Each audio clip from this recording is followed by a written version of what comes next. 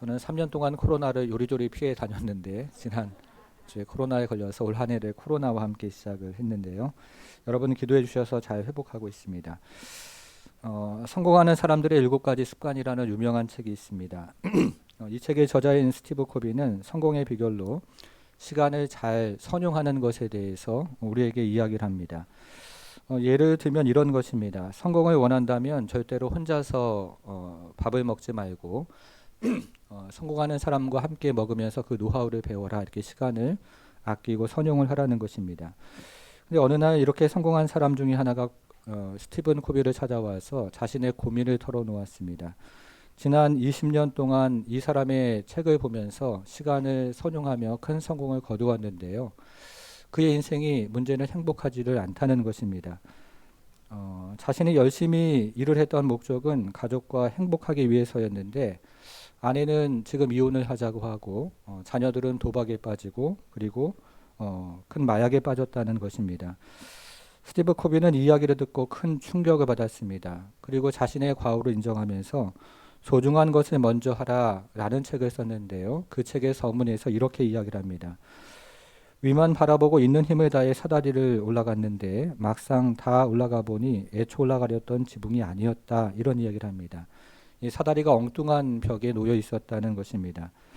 그래서 이 코비는 성공하려는 사람에게 필요한 것은 사다리를 빨리 올라가게 하는 시계가 아니고 사다리의 방향을 가르쳐주는 나침판이라는 이야기를 합니다. 우리가 인생을 살아가면서 빨리 가는 것보다 방향이 중요하다는 말을 종종 듣는데요. 그런 이야기를 동일한 선상에서 하고 있습니다. 여러분, 우리가 새해가 시작이 된 지 이제 2주가 지났는데요. 저와 여러분은 지금 어떤 방향으로 가고 있습니까? 오늘은 열왕기상 13장에 있는 말씀을 통해서요. 왜 오던 길로 돌아가지 말아야 할까라는 제목으로 우리가 걸어가는 인생의 방향에 대해서 함께 생각을 해보겠습니다. 오늘 본문은 2가지 이야기로 되어 있는데요. 저는 오늘 본문에 있는 이야기를 인물을 중심으로 한번 생각을 해보고 싶습니다. 오늘 본문의 첫 번째 이야기에서 나오는 인물은 여로보암과 유다에서 온 하나님의 사람인데요. 여러분 주보의 첫째 옆에다가 여로보암과 하나님의 사람이라고 적어 보겠습니다.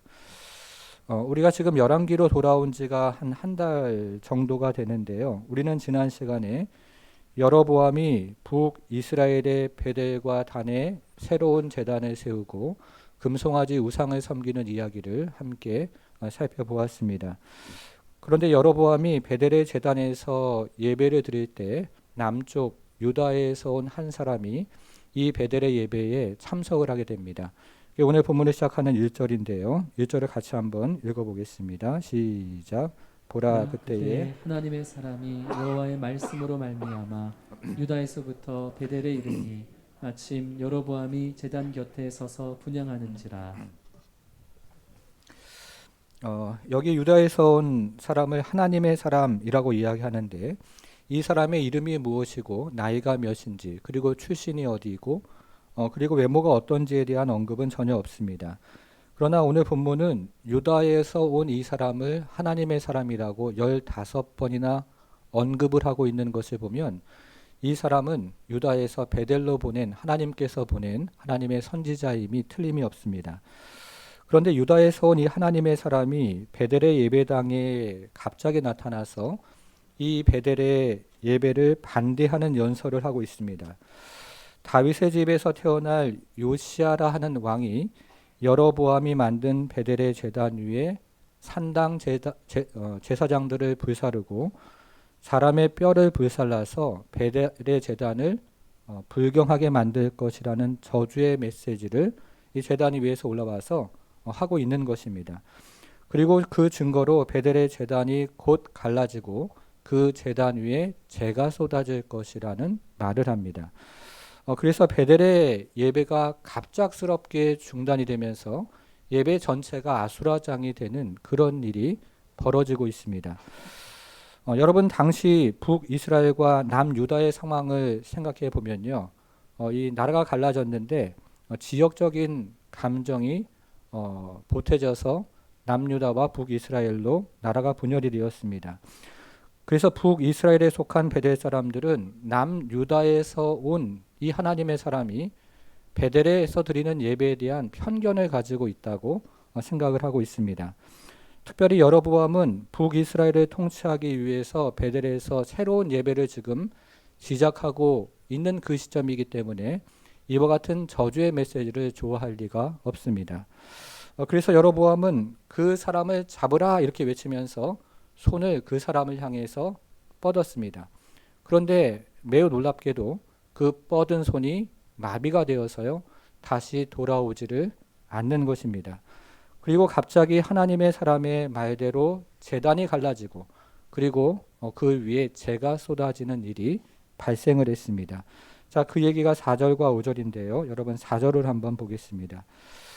여로보암 왕이 하나님의 사람이 베델에 있는 제단을 향하여 외쳐 말함을 들을 때에 제단에서 손을 펴며 그를 잡으라 하더라.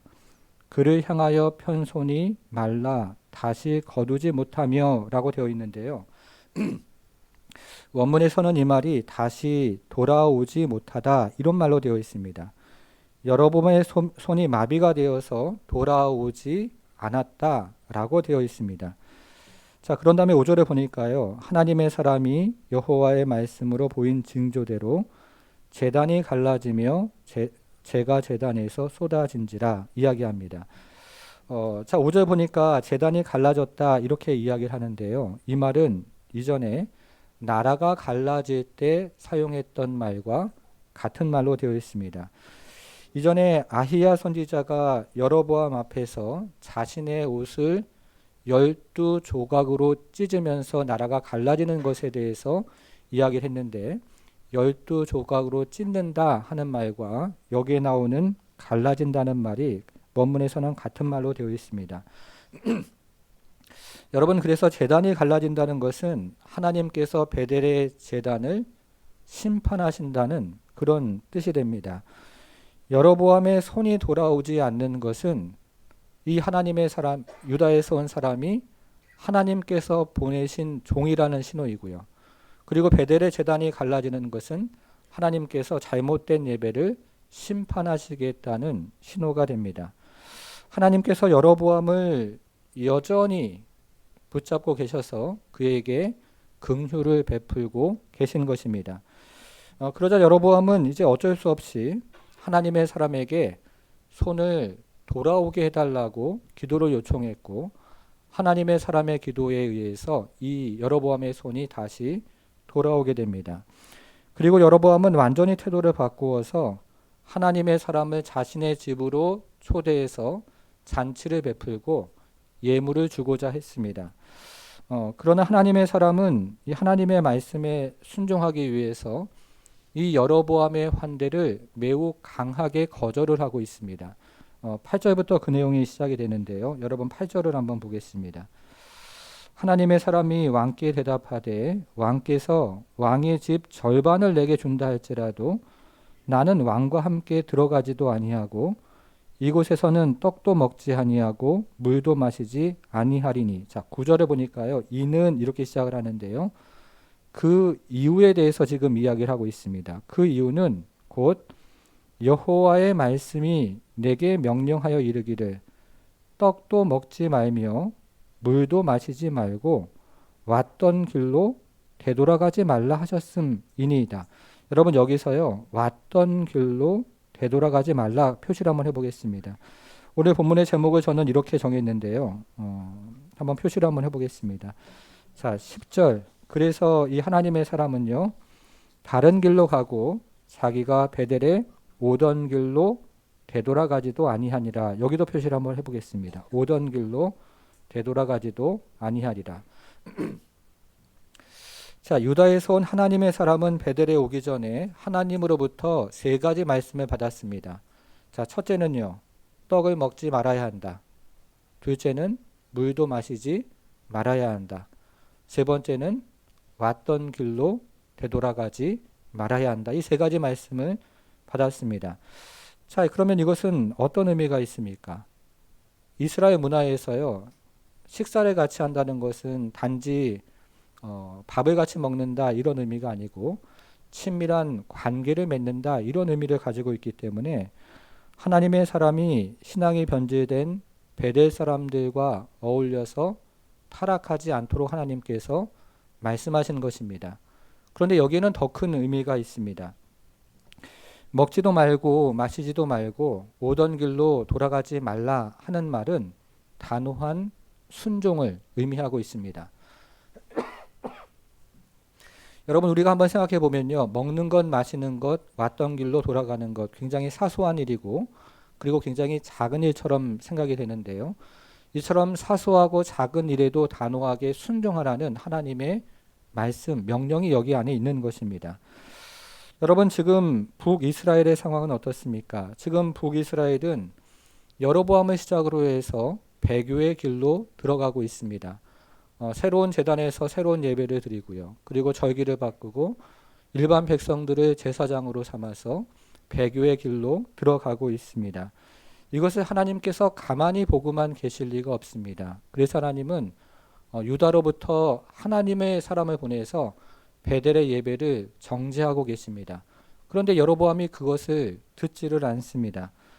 그러자 하나님은 여로보암의 손을 마비를 시켰는데요, 오늘 본문에서는 그것을 마르게 했다, 이렇게 표현을 하고 있습니다. 그런데 이것을 원문으로 제가 살펴보니까요, 이 말이 마비가 되었다, 마르게 되었다, 이 말이 손이 딱 폈는데 돌아오지 않았다, 이런 말로 되어 있습니다. 무슨 말입니까?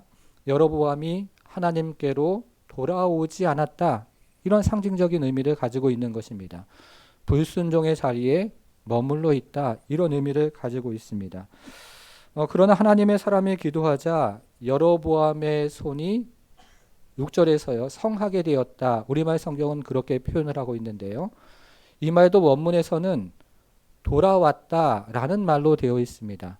하나님의 여로보암이 하나님께로 돌아와야 한다는 뜻이죠. 순종의 자리로 돌아와야 한다, 이런 의미를 가지고 있습니다. 그러자 여로보암은 완전히 태도를 바꾸어서 이 하나님의 사람을 자신의 집으로 초대를 하고 잔치를 베풀어서 예물로 환대를 하고자 했습니다.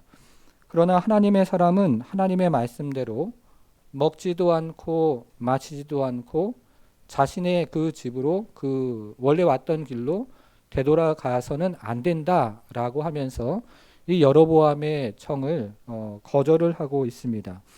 여기서도 다시 한번 돌아가다 하는 말을 사용하면서요, 여로보암이 하나님께로 돌아와야 한다라는 이야기를 다시 한번 하고 있는 것입니다. 여러분, 심판 이전에는요, 하나님께서 은혜를 베풀어 주세요. 그리고 기회를 누구에게나 주십니다.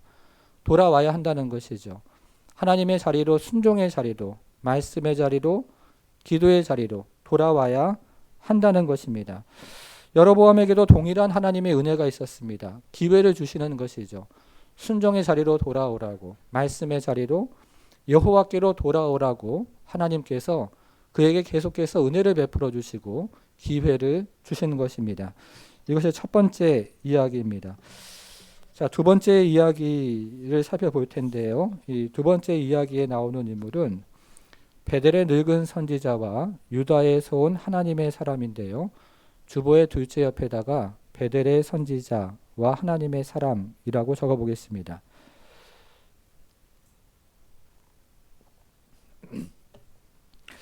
유다에서 온 하나님의 사람은 베델의 제단에서 심판을 예고했습니다. 그리고 베델에서 떡도 먹지 말고 물도 마시지 말고 왔던 길로 돌아가지 말라는 하나님의 말씀에 순종해서 여로보암의 환대를 거절하고 유다로 돌아갑니다. 그런데 이 베델에 있는 한 늙은 선지자가 이 베델의 예배당에서 있었던 소식을 그의 아들로부터 듣게 됩니다. 11절인데요. 여러분 11절을 한번 보시면, 베델의 한 늙은 선지자가 살더니 그의 아들들이 와서 이날에 하나님의 사람이 베델에서 행한 모든 일을 그에게 말하고 또 그가 왕에게 드린 말씀도 그들이 그들의 아버지에게 말한지라. 베델의 한 늙은 선지자가 살았는데 베델의 예배당에서 일어난 일을 그의 아들에게 듣습니다. 그리고 나서 이 베델의 이 선지자는 하나님의 사람을 빨리 쫓아가서 그에게 다시 한번 환대를 베풀겠다고 이야기를 합니다. 그러나 하나님의 사람은 여로보암의 환대를 거절했던 똑같은 이유로 이 늙은 선지자의 환대를 강하게 이번에도 거절을 합니다. 그 이야기가 17절에 나오는데요. 여러분 17절을 한번 보겠습니다. 이는 여호와의 말씀이 내게 이르시기를 너가 거기서 베델이죠. 떡도 먹지 말고 물도 마시지 말며 또 내가 오던 길로 되돌아가지도 말라 하셨음이로다. 이런 말로 거절을 했다는 것입니다. 여러분 여기서도 오던 길로 되돌아가지도 말라 여기 표시를 한번 해보겠습니다. 하나님의 사람은 다시 한번 하나님의 말씀대로 먹지도 않고 마시지도 않고 오던 길로 돌아가지 않겠다라고 이야기하면서 단호하게 거절을 하고 있습니다. 여러분 그러자 이 베델의 선지자는요. 자신도 선지자다 이렇게 안심을 시키면서 이 하나님의 사람을 거짓말로 속입니다. 자, 이어지는 18절에 보니까 그가 그 사람에게 이르되 나도 그대와 같은 선지자라. 천사가 여호와의 말씀으로 내게 이르기를 그를 너 집으로 데리고 돌아가서 다시 한번 나오죠. 그에게 떡도 먹이고 물을 마시게 하라 하였느니라 하니. 자, 뭐라고 이야기합니까? 천사가 말을 했는데 이 너가 만나는 그 하나님의 사람에게 무슨 말을 했냐면 왔던 길로 돌아가라 이런 말을 했다는 것입니다. 천사가 새로운 계시를 전했는데요. 왔던 길로 돌아가서 먹고 마시라 이런 새로운 계시를 전했다는 것입니다. 여러분 그런데 그 다음 말을 한번 보겠습니다. 우리가 18절을 보고 있는데요. 18절 마지막을 보니까요. 이는 그 사람을 어떻게 했다고요? 속였다고요. 이게 거짓말을 했다는 것입니다. 여러분 우리는 베델의 선지자가 왜 이 거짓말을 했는지는 모릅니다. 그러나 분명한 것은 베델의 선지자가 지금 하나님의 사람에게 거짓말을 해서 돌아가라. 그래서 먹고 마셔라. 라는 말을 했다는 것입니다. 그러자 이 하나님의 사람은 이 늙은 선지자의 거짓말에 속아서 이 선지자의 집에 가서 식사를 합니다. 그런데 그때 진짜로 하나님의 말씀이 이 베델의 선지자에게 임합니다. 자, 20절을 한번 보겠습니다.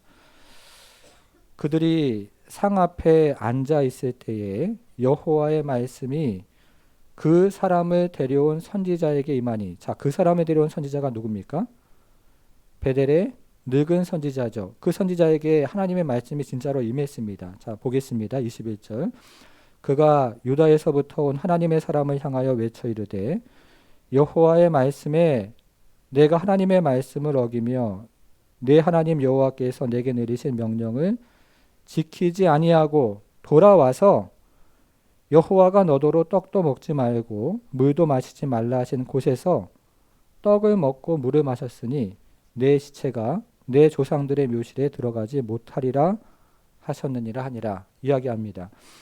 하나님의 명령을 어기고 돌아와서 떡도 먹고 물을 마셨기 때문에 너는 죽을 것이다 라는 죽음의 신탁이 이 하나님의 사람에게 임했던 것입니다. 여러분 그런데요 우리는 이 대목이 잘 이해가 되지 않습니다. 왜냐하면 거짓말을 했던 이 베델의 선지자에게 하나님의 심판의 신탁이 임한 것이 아니고 하나님의 사람에게 유다에서 온 하나님의 사람에게 심판의 신탁이 임한 것이 잘 이해가 되지 않습니다.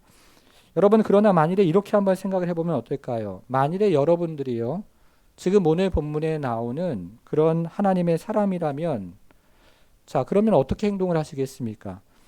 베델의 선지자가 전하는 하나님의 말씀을 그대로 받으셨겠어요? 아니죠. 따져보아야 합니다. 그리고 그 말씀에 대해서 질문해보고 또 의심했을 것 같습니다.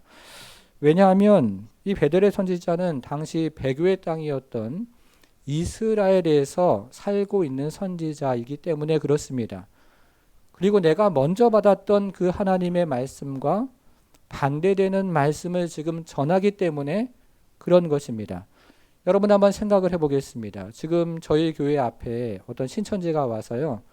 지금 여기 성경이 있는데요. 이 말씀에 있는 단어를 그대로 인용하면서 다른 메시지를 전하고 있다면 그 말씀을 그대로 받고 그리고 그 말씀을 그대로 따라가겠습니까? 그렇지 않죠. 이 말씀과 다른 말씀을 전하기 때문에 의심하고 질문하고 따져보고 그리고 항의를 해야 하는 것이 맞는 것입니다. 그러나 유다에서 온 선지자는 따져보지도 않고 의심도 하지 않고 항의도 하지 않고 그대로 따라가다가 죽임을 당합니다. 그래서 이 하나님의 사람은 결국 식사를 마치고 유다로 돌아가는 길에서 사자를 만나서 죽임을 당하게 됩니다. 불순종으로 인해서 하나님의 말씀을 따르지 않은 불순종으로 인해서 심판을 받은 것입니다. 여러분, 그런데 이 하나님의 사람이요, 사자에게 길에서 죽임을 당했는데 그 장면이 좀 이상합니다. 28절을 한번 보겠습니다. 28절 같이 한번 읽어볼게요. 시작. 그가 가서 본즉 그의 시체가 길에 버림받았고 나귀와 사자는 그 시체 곁에 서 있는데 사자가 시체를 먹지도 아니하였고 나귀를 찢지도 아니하였더라. 이 베델의 선지자가 하나님의 사람이 사자에게 물려 죽었다는 소식을 듣고 그 현장으로 달려갔습니다. 그리고 그 현장을 가만히 보니까 사자가 있고 그 옆에 하나님의 사람의 죽은 시체가 있고 그리고 나귀가 있는데요. 사자가 그 옆에 가만히 있는 모습을 보게 됩니다. 여러분 한번 생각해 보십시오. 조금 전까지만 해도요. 배가 고파서 으르렁거리면서 덤벼들었던 이 사자가 갑자기 식욕이 뚝 떨어진 것처럼 시체와 그리고 나귀 옆에 가만히 서 있는 모습이라는 것입니다. 이것이 무엇을 의미하는 것일까요? 이것은 하나님께서 이 사건에 개입하고 계시다는 것을 의미하고 있습니다. 마치 하나님께서 그 사자의 목에 줄을 매달아서 잡아당기는 것처럼 하나님께서 이 사건을 개입하고 계시다는 것을 의미하고 있습니다. 하나님이 이 사람을 심판하셨다는 뜻입니다. 여러분, 유다에서 온 하나님의 사람은 분명히 위험을 무릅쓰고 베델까지 가서 그 제단에서 하나님의 말씀을 전했습니다. 그리고 여로보암의 협박 그리고 감원 이설에도 절대로 넘어가지 않았습니다. 그러나 유다에서 온 하나님의 사람은 하나님의 말씀에 순종해서 오던 길 왔던 길로 돌아가는 바람에 사자에게 죽임을 당하게 됩니다. 하나님의 말씀에 불순종한 것 때문에 반대로 행한 것 때문에 죽임을 당한 것입니다. 자, 이것이 오늘 본문의 내용인데요. 그러면 이 오늘 본문은 우리에게 어떤 교훈과 또 적용점을 우리에게 던져주고 있을까요? 오늘 본문은 구약 성경에 나오는 가장 어려운 난해한 본문 중에 하나라고 학자들은 이구동성으로 이야기합니다. 그래서 제가 오늘 본문을 준비하면서 여러 참고서들을 보는데요. 같이 일치하는 내용들이 거의 없습니다. 굉장히 다른 해석들이 많은데요. 그래서 우리는 오늘 본문을 읽으면서 우리 안에서 수많은 질문들이 쏟아져 나옵니다. 하나님의 사람은 여로보암을 떠나서 유다로 돌아가는데요. 서둘러 돌아가지를 않습니다. 오늘 본문을 우리가 읽어보면 하나님의 사람이 여로보암을 떠나서 유다로 돌아가는 길에 그 국경 근처에 있는 상수리 나무 아래에서 앉아 쉬고 있는 모습을 보게 되는데요. 여러분, 하나님의 사람은 왜 서둘러 돌아가지 않은 것일까요? 혹여나 여로보암의 그 예물, 그것이 생각이 나서 그것을 기다리고 있는 것은 아닐까요? 궁금합니다. 그리고 베델의 늙은 선지자는 왜 하나님의 사람에게 거짓말을 하는 것일까요? 이 베델의 늙은 선지자가 여로보암의 그 예배, 베델의 예배를 옹호하는 사람이었기 때문에 거짓말을 했던 것일까요? 아니면 하나님의 사람을 테스트하기 위해서 거짓말을 했던 것일까요? 그것도 우리는 궁금합니다. 그리고 어떻게 거짓말하는 베델의 선지자에게 하나님의 말씀이 진짜 말씀이 임했던 것일까요? 유다에서 온 하나님의 사람이 아니라 거짓말을 했던 베델의 그 선지자에게 어떻게 하나님의 말씀이 임했는지도 우리는 궁금합니다. 여러분, 그런데요, 참으로 흥미로운 것은 오늘 본문이 이런 질문에 대해서 하나의 대답도 하지 않는다는 것입니다. 그래서 우리는 열왕기 저자가 이 같은 질문에 대해서 답변하기를 거부하는 것을 주목해야 합니다. 그것은 오늘 본문의 주제가 그런 것이 아니라는 거예요. 오늘 본문의 주제가 따로 있다는 것입니다. 그러면 오늘 본문의 주제가 무엇일까요? 우리가 오늘 본문 열왕기상 13장을 처음부터 마지막까지 읽어보면요. 이 열왕기상 13장 안에는 하나님의 말씀이라는, 여호와의 말씀이라는 단어가 계속해서 반복이 되는데요. 오늘 본문의 주제가 바로 여호와의 말씀이라는 것입니다. 특별히 오늘 본문의 주제는요. 이 여호와의 말씀 중에서 우리가 지금까지 살펴보았던 돌아가다 하는 말, 돌아가다, 왔던 길로 돌아가다, 또 돌아가다, 이런 말을 우리가 계속 살펴보았는데요. 이 돌아가다와 관련된 여호와의 말씀이 오늘 본문의 주제라는 것입니다. 그래서 지금부터 이 돌아가다는 말이 오늘 본문에서 어떻게 사용되었는지를 잠시만 한번 생각을 해보겠습니다.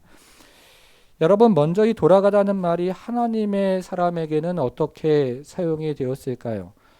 이 돌아가다는 말은 하나님의 사람에게 지리적인 방향을 가리키는 말로 사용이 됩니다. 하나님의 사람이 왔던 길로 돌아가느냐 아니면 다른 길로 가느냐라는 지리적인 방향으로 이 단어는 사용이 되고 있습니다. 처음에 하나님의 사람은요, 여로보암의 환대를 거절해서 왔던 길로 돌아가는 것을 강하게 거부를 합니다. 그러나 나중에 베델의 선지자의 거짓말에 속아서 왔던 길로 돌아가게 되죠. 그래서 이 돌아가다는 말은 처음에는 하나님의 사람에게 지리적인 방향을 가리키는 말로 사용이 됩니다. 여러분, 그러면 이 돌아가다는 말이 여로보암에게는 어떻게 사용이 될까요? 저는 본문으로 가서요. 33절로 한번 가보겠습니다. 33절. 자, 여로보암이, 여러분 찾았습니까? 33절. 여로보암이 이 일 후에도 그의 악한 길에서 떠나, 자, 그 다음 뭐라고 되어 있습니까? 네, 거기 표시를 한번 해보겠습니다. 자, 이것은 어떤 의미일까요? 이것은 영적인 방향을 가리키는 말입니다. 그렇죠? 하나님의 사람에게는 지리적인 방향이었지만 여로보암에게는 영적인 방향입니다. 불순종의 자리에서 돌이키지 않았다라는 영적인 방향을 가리키는 말로 지금 사용이 되고 있습니다. 여러분, 33절을 다시 한번 생각을 해보겠습니다. 그 앞에 있는 내용을 제가 잠시 말씀을 드리면요. 유다에서 온 하나님의 사람이 죽었다는 소식을 듣고 베델의 선지자가 그 현장을 급하게 달려갔습니다. 그런데 베델의 그 선지자는 사자가 하나님의 사람의 시체를 먹지도 않고 하나님의 사람이 타고 갔던 나귀를 먹지도 않는 모습을 보게 됩니다. 이 모습을 보면서 이 사건이 하나님께로부터 온 것이다 라는 것을 깨닫게 됩니다. 그래서 하나님의 사람이 베델의 제단에서 예언했던 그 예언이 하나님께로부터 왔음을 깨달은 것입니다. 그래서 베델의 선지자는 하나님의 사람의 시체를 거두어서 장례를 지내줍니다. 그리고 자신의 아들들에게 자신이 나중에 죽으면 자신의 뼈를 하나님의 사람의 뼈 옆에 두라는 말을 하는데요. 이것은 유다 문화에서 영적인 하나됨을 의미하는 것이죠. 그래서 이것은 베델의 선지자가 다시 한번 하나님의 사람이 전한 메시지가 정말로 그렇게 될 것이다 라는 것을 확증하는 것입니다. 그래서 이 베델의 선지자는 마지막으로 이렇게 이야기를 하는데요. 여러분 32절로 한번 가보겠습니다. 32절. 그가가 누구일까요? 유다에서 온 하나님의 사람, 그가 여호와의 말씀으로 베델에 있는 제단을 향하고 또 사마리아 성읍들에 있는 모든 산당을 향하여 외쳐 말하는 것이 반드시 이루어질 것이다. 이렇게 베델의 선지자가 이야기한 거예요. 베델의 선지자는 하나님의 사람이 전한 그 메시지가 반드시 이루어질 것이다 라고 지금 확증을 하고 있습니다. 여러분, 그러면 여로보암이 이 이야기를 듣고 어떻게 해야 됩니까? 돌아와야 되죠. 자, 3절을 다시 한번 보겠습니다. 여로보암이 이 일이 뭡니까? 같은 땅에서 살고 있는 편견 없는 베델의 선지자가 확증한 말, 이 일 후에도 그의 악한 길에서 떠나 어떻게 합니까? 돌이키지 아니하고 하나님께 돌아오지 않았다는 것입니다.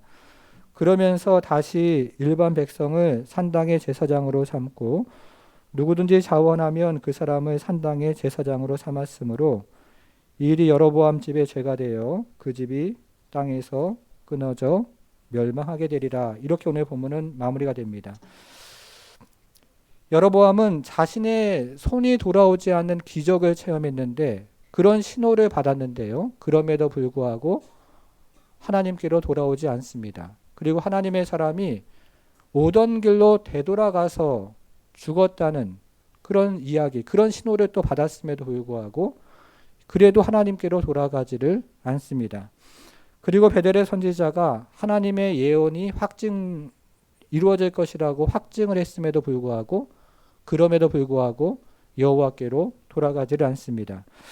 그래서 여로보암은 이 베델의 제단 그것을 갈라졌는데 간단하게 수리를 하고 그 제단에서 계속 예배를 드렸다는 것입니다. 여러분, 그러니까 이 돌아오다는 말, 이 말이 처음에는 하나님의 사람에게 지리적인 방향을 가리키는 말로 사용이 되었는데 여로보암에게는 영적인 방향을 가리키는 말로 사용이 되고 있습니다. 여러분, 그런데요, 오늘 본문에 나오는 이 세 사람의 모습을 다시 한번 생각해 보십시오.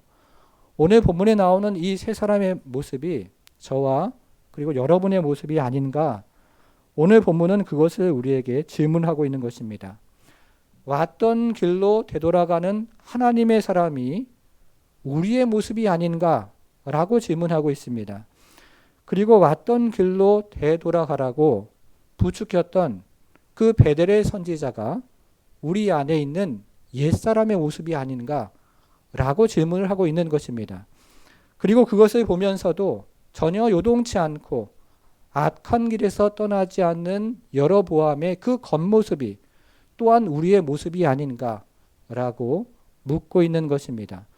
성경이 이야기하는 것처럼 우리는 다 양 같아서 자기의 길로 가고 있는 그런 인생이라고 우리에게 이야기를 하고 있는 것입니다. 여러분, 유다에서 온 이 사람은요, 정말로 하나님께서 보내신 선지자였습니다. 이 특별히 그 사람을 가리켜서 성경은 15번이나 하나님의 사람이라고 이야기하는데요. 이 하나님의 사람이라는 단어가 제일 먼저 사용된 것이 모세에게 예언자 중에는 사용이 되었습니다.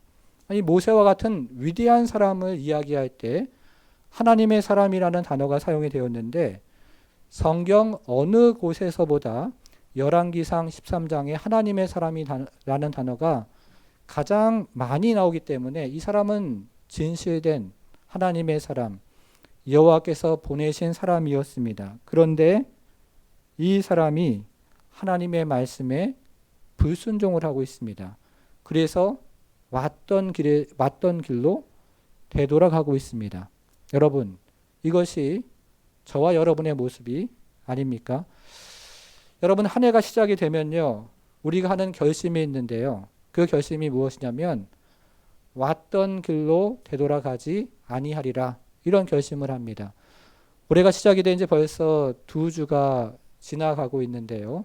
우리는 지난 해를 돌아보면서 지난해의 실수와 그리고 죄들을 반복하지 않기 위해서 왔던 길로 되돌아가지 않고 정말로 올해는 여호와 중심으로 살고 양각나팔을 불고 끝까지 순종하겠다고 결심을 합니다. 그런데 어느 순간 우리의 모습을 보면 왔던 길로 되돌아가져 있는 그런 모습을 보게 된다는 것이죠. 그뿐만 아니라 왔던 길로 되돌아가서 먹고 마시는 그런 모습을 우리는 보게 됩니다. 여러분, 오늘 본문 19절을 한번 보겠습니다. 19절.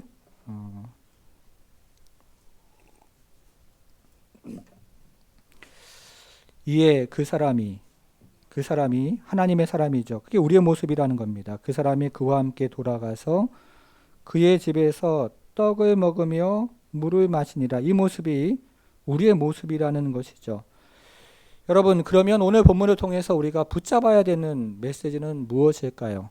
자, 한 구절 마지막으로 우리가 한번 보겠습니다. 그 구절은 10절인데요. 여러분 10절 표시를 한번 해보겠습니다. 오늘 본문에서 가장 중요한 구절은 10절인데요. 이 10절을 큰 소리로 같이 한번 읽어보겠습니다. 시작. 이에 다른 길로 가고 자기가 베델에 오던 길로 되돌아가지도 아니하니라. 여러분, 제가 다시 한번 읽어볼게요. 이에 다른 길로 가고 자기가 베델에 오던 길로 돌아가지도 아니하니라. 자, 여러분, 여기에서는 길이 두 종류의 길이 있습니다. 한번 찾아보세요. 첫 번째 길은 다른 길이 있고요. 두 번째 길은 오던 길이 있습니다. 자, 그럼 한번 생각을 해보겠습니다. 여기에서 나오는 오던 길, 무엇을 의미합니까? 불순종의 길을 의미합니다. 그렇죠? 그럼 여기에 나오는 다른 길, 어떤 길을 의미합니까? 순종의 길을 의미합니다. 당시 예루살렘에서요, 베델로 오는 큰 길이 있었습니다.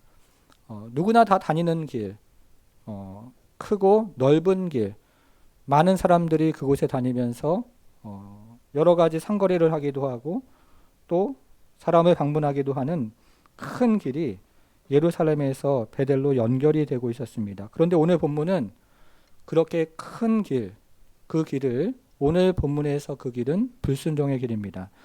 여러분, 그런데 우리가 10절에 보니까 다른 길이 있습니다. 이 다른 길은요, 이 큰 길과는 굉장히 다른 길입니다. 아주 좁은 길이고 풀이 나 있는 길입니다. 그래서 그 길로 가다 보면 동물도 나오고 또 강도도 나오는 그런 좁고 위험한 길입니다. 그런데 이 길은 오늘 본문에서 순종의 길을 이야기합니다. 여러분, 그런데 한번 생각을 해보십시오. 아담 이래로 모든 인생이 걸어갔던 길은 이 둘 중에 어느 길일까요? 오던 길이죠. 아담 이래로 모든 인생이 걸어갔던 길은 왔던 길입니다. 사망의 길이고 불순종의 길이고 죄악의 길, 그 길로 계속 모든 인생은 되돌아갔던 것입니다. 여러분, 그러나 또 한번 생각을 해보십시오. 예수님이 가던 길은 어떤 길입니까? 오늘 본문에서 다른 길입니다. 생명의 길이고 순종의 길이고 좁은 길이고 그리고 십자가의 길, 예수님께서 그 길을 가셨던 것입니다.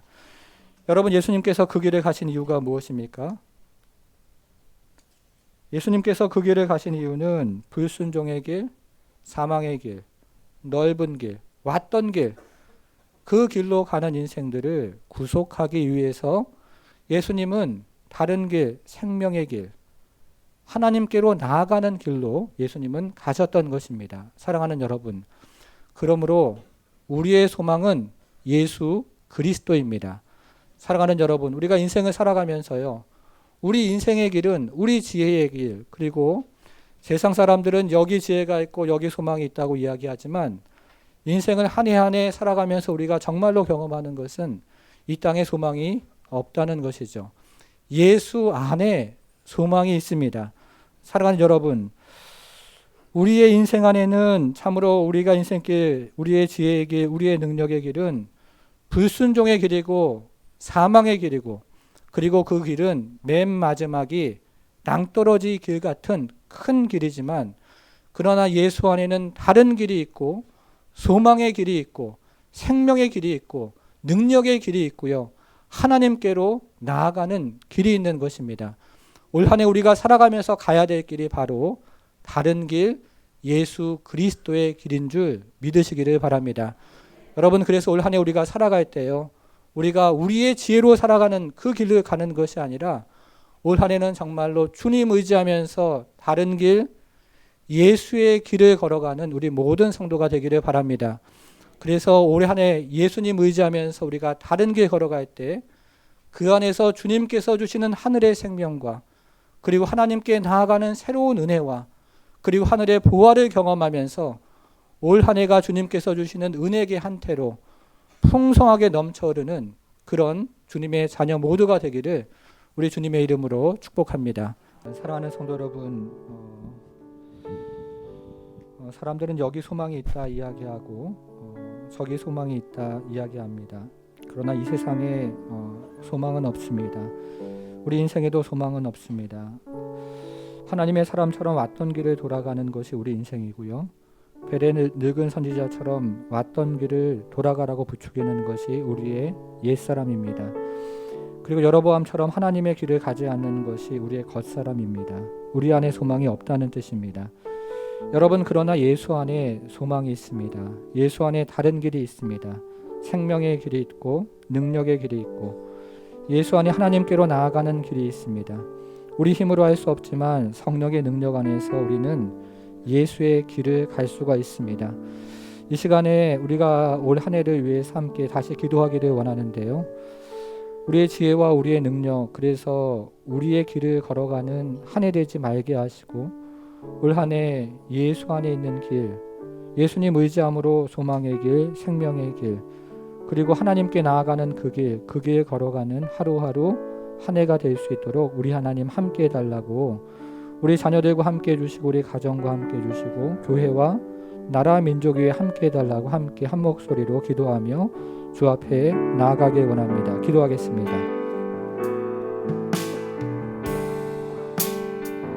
하나님 아버지 우리에게 새로운 한 해를 주시고 한 날을 주시고 하나님 아버지 한 길을 주신 주님, 우리는 다 양 같아서 제 길로 갑니다. 하나님 사람처럼 왔던 길로 돌아가는 인생이 우리 인생이고 베델의 늙은 선지자처럼 왔던 길로 돌아가라고 부추기는 것이 우리의 옛사람입니다. 그리고 여로보암처럼 하나님의 길을 가지 않는 하나님 아버지, 그것이 참으로 우리의 겉사람입니다. 주님, 우리 안에 소망이 없음을 주 앞에 고백하고 우리 안에 하나님 아버지 아무 능력이 없는 것을 주 앞에 고백합니다. 하나님 아버지, 썩어질 소망을 위해서 살아가는 인생 되지 말게 하시고 우리 하나님 안에서 하나님 아버지 참 소망과 참 은혜를 가지고 살아가는 우리 모두가 될 수 있도록 우리 하나님 함께해 주옵소서. 하나님 아버지, 하루하루가 예수 안에 있는 소망 가지고 살아가는 인생 되게 하시고 하루하루가 그리스도 예수 안에 있는 하나님 아버지 그 다른 길을 걸어가는 하나님 우리가 될 수 있도록 우리 하나님 함께해 주옵소서.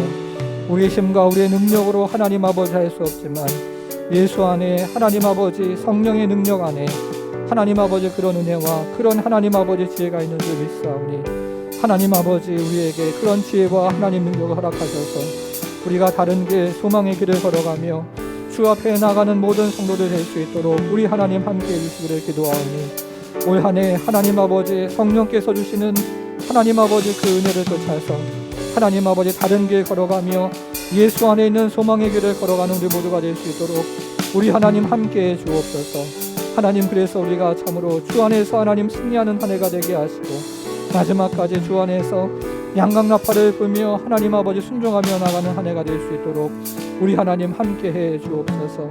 주님 앞에 의지하며 주 앞에 나아갑니다. 하나님 아버지, 이 세상의 소망은 참으로 썩어질 소망이지만 예수 안에 있는 소망은 영원한 소망인 줄 믿고 주 앞에 다시 한번 무릎 꿇고 참으로 기도합니다. 하나님 아버지, 우리의 인생은 왔던 길로 돌아가는 인생이고 또 베델의 늙은 선지자처럼 왔던 길로 돌아가라고 부추기는 속사람이며 여로보암처럼 하나님의 길을 가지 않는 겉사람이 우리 가운데 있습니다. 주님, 우리의 이 연약한 모습을, 죄악된 모습을 주 앞에 고백하고 하나님 아버지 올 한 해를 우리 자신을 의지하지 아니하고 여호와 하나님 의지하며 나아가길 원하오니 주님, 이곳에 머리 숙여 기도하는 모든 성도들을 긍휼히 여겨주시고 불쌍히 여겨주셔서 예수의 길을 가는 하나님 아버지 한 해가 될 수 있도록 우리 하나님 함께하여 주옵소서. 예수 안에 소망이 있음을 믿습니다. 예수 안에 다른 길이 있음을 믿습니다.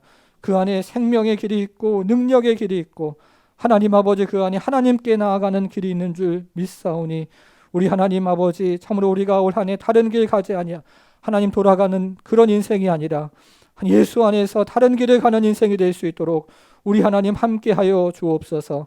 우리 가정이 그런 가정 되게 하시고 우리 자녀가 그런 자녀가 되게 하나님 도와주시며 이 나라 이 민족 가운데 또 우리의 교회 위에 그런 은혜와 은총을 베풀어 주셔서 올 한 해 예수 안에 있는 풍성한 생명을 경험하며 나아가는 하나님 아버지 모든 성도들이 될 수 있도록 우리 하나님 함께하여 주옵소서.